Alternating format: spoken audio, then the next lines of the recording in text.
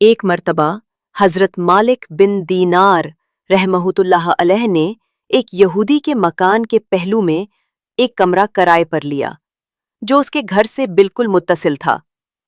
وہ یہودی آپ کے مسلمان ہونے کی وجہ سے دشمنی پر اتر آیا اور جان بوجھ کر اپنے گندے اور ناپاک پانی کی ایک نالی حضرت مالک بن دینار کے کمرے کی طرف بہا دی۔ یہ ناپاک پانی بارہا آپ کے عبادت کے مقام کو ناپاک کر دیتا، لیکن اس کے باوجود آپ نے کبھی کوئی شکایت نہ کی، نہ ہی غصہ کیا۔ یہ تکلیف دہ صورتحال ایک طویل عرصے تک جاری رہی، مگر حضرت نے صبر کا دامن نہ چھوڑا۔ ایک دن وہ یہودی خود حیران ہو کر آپ کے پاس آیا اور کہا، کیا میری گندے پانی کی نالی سے آپ کو کوئی تکلیف نہیں ہوتی؟ آپ نے نہایت سکون سے جواب دیا، میں اس نالی سے آنے والے گندے پانی کو دھو دیتا ہوں، اس لیے مجھے کوئی پریشانی نہیں ہوتی۔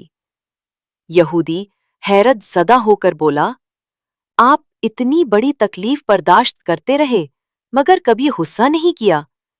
حضرت مالک بن دینار نے فرمایا، اللہ تعالیٰ کا حکم ہے کہ جو لوگ غصے پر قابو پاتے ہیں میں ان کے گناہوں کو معاف کرتا ہوں اور انہیں نیکیوں کا بدلہ دیتا ہوں۔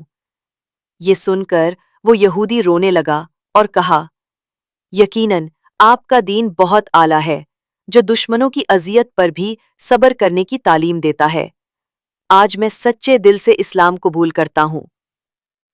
افسوس، آج کے دور میں ہمیں اپنے پڑوسیوں کے ساتھ نہیں بلکہ سگے بھائیوں اور رشتہ داروں سے بھی معمولی باتوں پر جھگڑے ہوتے نظر آتے ہیں۔